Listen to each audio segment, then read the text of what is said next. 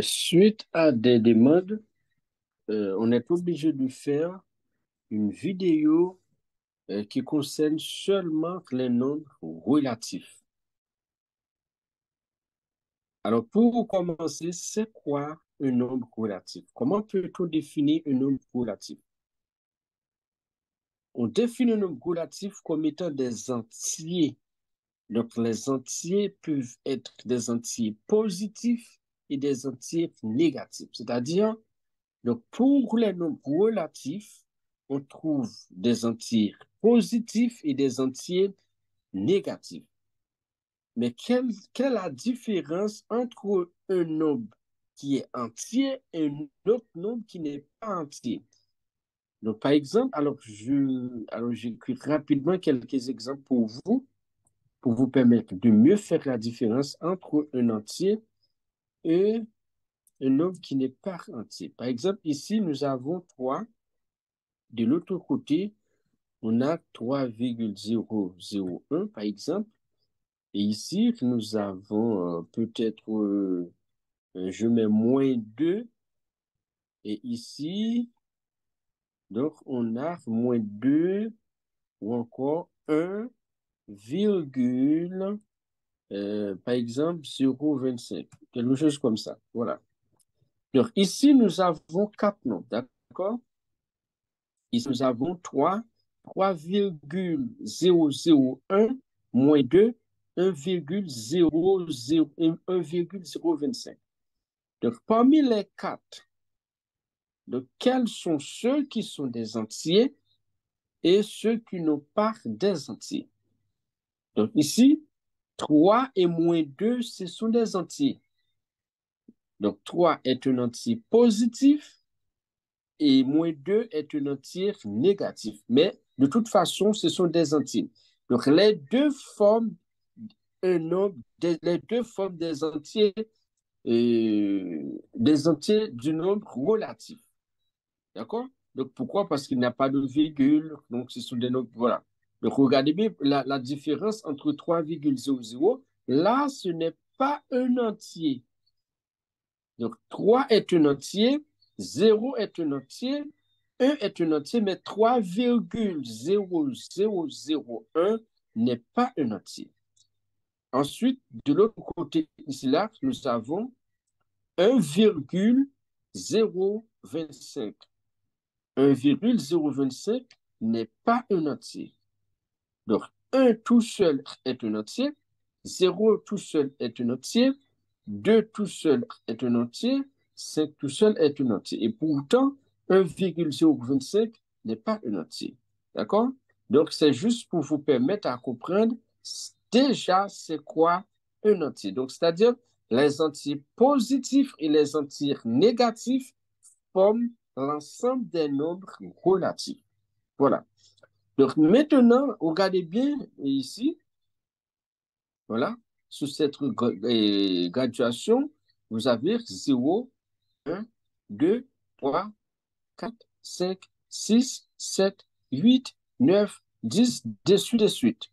Donc, en ordre décroissant, on a 0, -1, -2, -3, -4, -5, -6, -7, -8, -9, de suite. Donc, c'est-à-dire, à gauche des zéros, on n'a que des nombres négatifs. À droite des zéros, on n'a que des nombres positifs. Donc, à gauche des zéros, on a des entiers négatifs. À droite des zéros, on a des entiers positifs. D'accord? Voilà. Donc, à gauche des zéros, tout ce qui se trouve à gauche des zéros, on sait déjà que ce sont des entiers négatifs, mais les entiers négatifs, ce sont des nombres qui sont inférieurs à zéro. Inférieur à zéro, ça veut dire quoi? Ça veut dire que ce sont des nombres qui sont plus petits que zéro. D'accord? Donc, dans le cas contraire, tout ce qui se trouve à droite des zéros, ce sont des nombres qui sont supérieurs à zéro. Les nombres que vous utilisez chaque jour pour compter. Par exemple, si on demande de compter un nombre croissante en commençant par zéro, c'est 0, 1, 2, 3, 4, de suite. Voilà. Donc, pour les entiers négatifs, Donc, si on vous demande de comparer les entiers négatifs et les entiers positifs, déjà, vous voyez bien que les entiers négatifs, ce sont des entiers qui sont inférieurs à 0, c'est-à-dire ce sont des entiers qui sont inférieurs aux entiers positifs. D'accord? Donc, ça, c'est très clair pour tout le monde et c'est plus facile à maîtriser.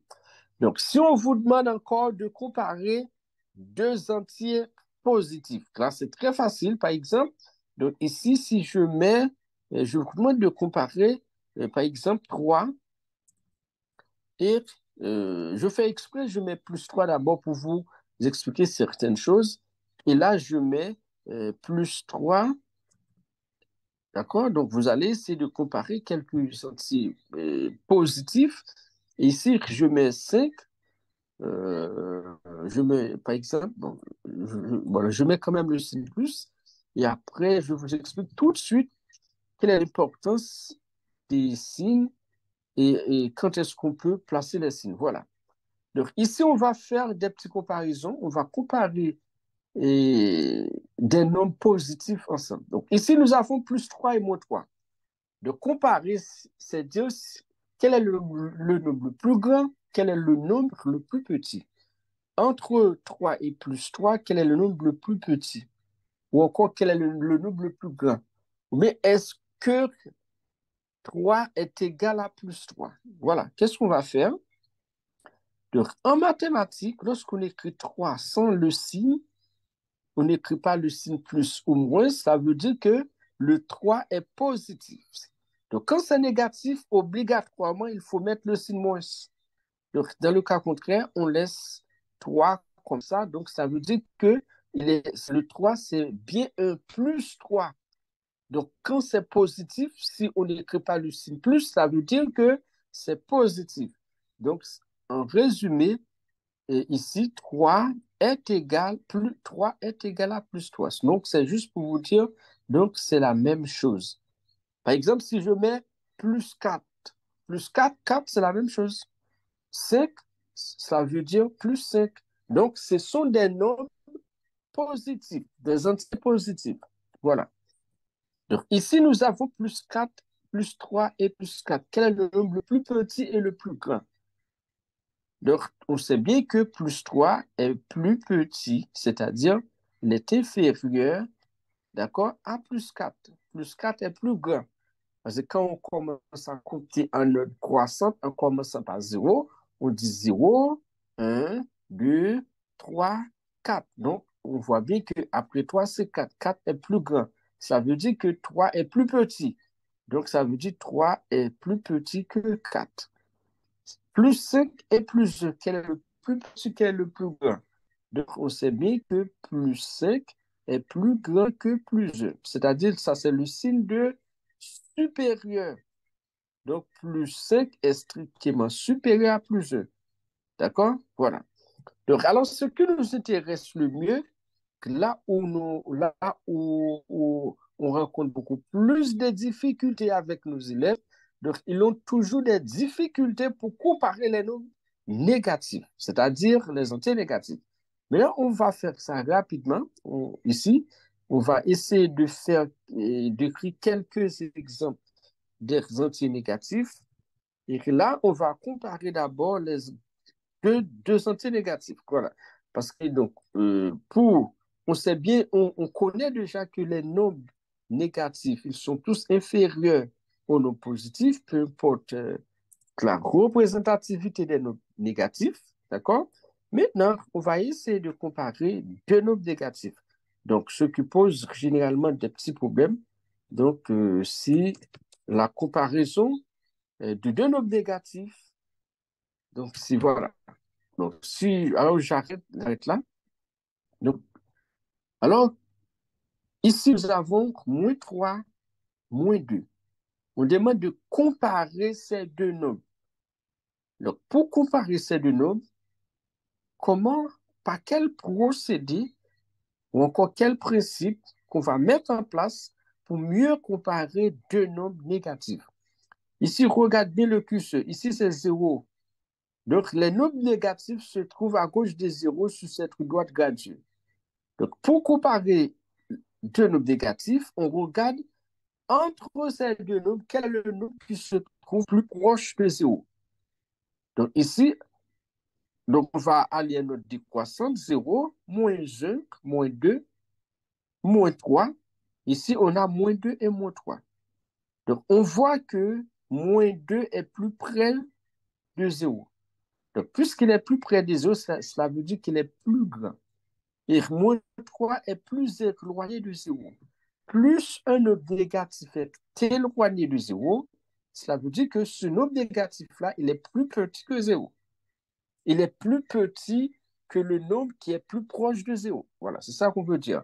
Donc, plus on est éloigné des 0, on est plus petit que tous les nombres qui se trouvent à des positions plus proches de 0. Donc, c'est-à-dire, moins 3, il est plus petit que moins 2, parce que moins 3 est éloigné de 0. Donc, le signe plus petit que inférieur, on le met comme ça. D'accord? Donc, moins 3, donc c'est pas trop joli, je peux faire un petit peu mieux. Voilà. Donc, moins 3 est plus petit que moins 2. Maintenant, on va comparer moins 2 et moins 1. Est-ce que moins 2 est plus proche de 0? Est-ce que moins 1? On regarde bien 0, moins 1, moins 2. D'accord? Donc, moins 1 est plus près de 0. Donc, s'il est plus près de 0, il est plus grand. D'accord? Moins 2 est plus éloigné de 0. Puisque moins 2 est plus loin de 0 par rapport à moins 2 est plus petit. Donc, ça veut dire que moins 2 est plus petit. C'est toujours la même chose. On fait ça comme ça. Il est plus petit que 0. Ici, on a moins 5 et moins 23. Comment je peux faire la comparaison entre moins 5 et moins 23? Ici, moins 5 se trouve ici, moins 6, moins 7, moins 23 se trouve un peu plus éloigné de 0. C'est-à-dire, moins 23 est largement éloigné de 0 par rapport à moins 5. Donc, ça veut dire que moins 3 est plus petit que moins 5. Parce que moins 5 est plus près de 0 par rapport à moins 3. Donc, ça veut dire qu'ici, moins 5 est plus grand. Voilà, on fait le signe comme ça. Plus grand, plus petit. Voilà. Donc, par exemple, si je vous demande de comparer pour moi moins 20 et moins 60, moins 60 est encore plus éloigné de 0. Cela veut dire qu'il est plus petit. Donc, moins 1 est plus grand. Moins 20 est plus grand. Donc, moins 20 est strictement supérieur à ce moment, vous écrivez ce signe, par rapport à moins 60. D'accord? Donc, c'était juste comment comparer deux nombres ou encore deux entités positifs et deux entités négatives. Et maintenant, si je vous demande de comparer une entité positive avec une entité négative, donc peu importe l'entier négatif, il est plus petit que tous les entiers positifs parce que les entiers négatifs sont inférieurs à 0. S'ils sont inférieurs à 0, cela veut dire que peu importe l'entier négatif, il est plus petit que tous les entiers positifs. Par exemple, moins 100 est plus petit que 0. Il est plus petit que 1. Il est plus petit que 2. Donc, moins 25 est plus petit que 0. Pourquoi il est plus petit que 0? Parce que c'est un nombre négatif. Donc là, je réponds. Et alors, je réponds à cette question. Donc, alors, je pense que vous avez peut-être quelques questions. N'hésitez pas à nous laisser les questions en commentaire. Et nous sommes là pour vous aider et pour vous éclaircir, pour vous permettre à mieux comprendre la comparaison des nombres relatifs.